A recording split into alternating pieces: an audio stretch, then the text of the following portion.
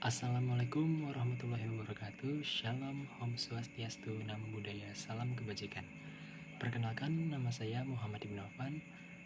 Di sini saya akan mempresentasikan hasil tugas review jurnal dari mata kuliah Metodologi Penelitian. Baik, di sini saya akan mempresentasikan review jurnal yang berjudul Simulasi Struktur pada Sepeda Komuter Portable dengan mempertimbangkan alternatif desain dan bahan bingkai.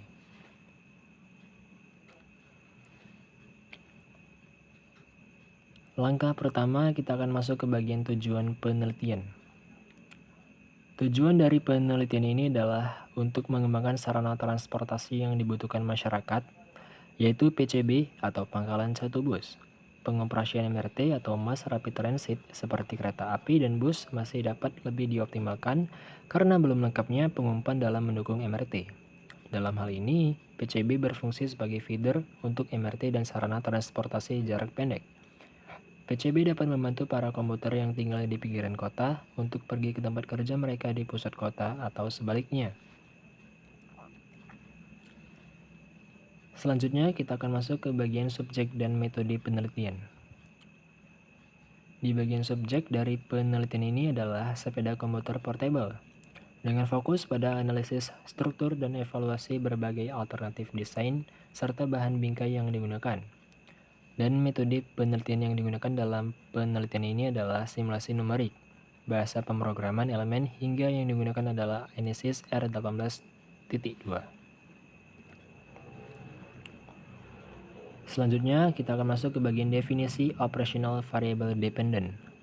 Variable dependent yang digunakan dalam penelitian ini adalah kinerja struktural sepeda komuter yang diukur melalui berbagai parameter seperti kekuatan, ketahanan terhadap beban, dan fleksibilitas desain bingkai.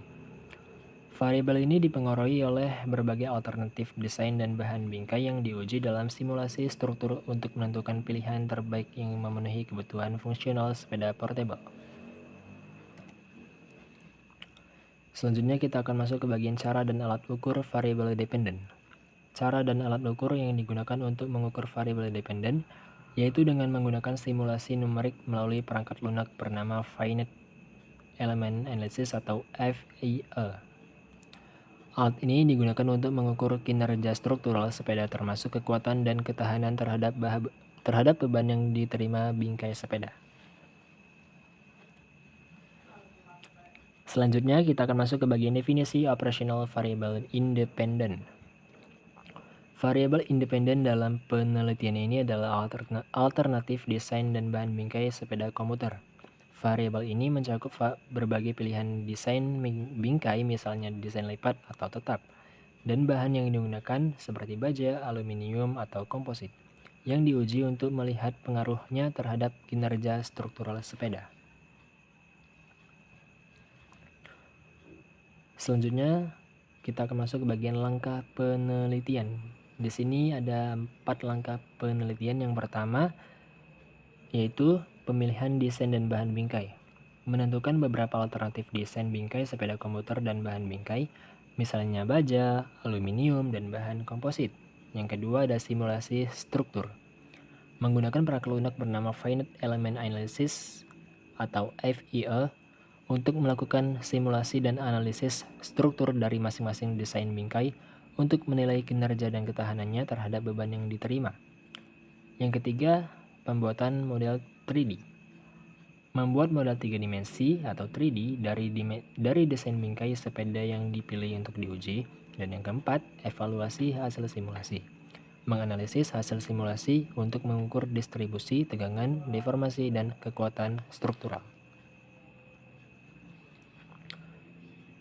Selanjutnya, kita akan masuk ke bagian hasil penelitian. Hasil dari penelitian ini menunjukkan bahwa pilihan bahan komposit memberikan performa terbaik dalam hal kekuatan dan efisiensi berat untuk bingkai sepeda komuter portable. Selanjutnya, kita akan masuk ke bagian kekuatan dan kelemahan penelitian. Di bagian kekuatan, penelitian ini memberikan analisis kekuatan struktural yang dilakukan dengan menggunakan metode simulasi numerik. Informasi ini penting untuk dikonsultasikan saat mengembangkan desain PCB. persyaratan untuk menggunakan sepeda lipat adalah bahwa desain sistem pelipatan harus mudah dioperasikan, mudah dipindahkan, dan cukup ringan untuk membawa sepeda. Dan kelemahannya yaitu ketergantungan pada simulasi digital, batasan variasi dalam alternatif desain dan material, kurangnya pengujian lapangan, aspek ergonomi dan penggunaan nyata yang terlewat, faktor eksternal yang tidak diakomodasi dengan baik, kesulitan dalam generalisasi hasil, biaya, dan sumber daya yang terbatas. Yang terakhir ada kesimpulan. Kesimpulan yang dapat diperoleh dari penelitian ini yaitu analisis struktur PCB merupakan bekal yang sangat berharga untuk pengembangan desain PCB lebih lanjut. Memperbaiki desain PCB akan menarik lebih banyak pelanggan dan mempersiapkan produk dengan lebih baik di masa mendatang sambil tetap mempertahankan kendali atas kekuatan struktur sepeda. Sekian presentasi yang bisa saya sampaikan. Lebih dan kurangnya saya mohon maaf. Sekian presentasi format jurnal yang bisa saya sampaikan. Bila ada kekurangan kata, saya mohon maaf.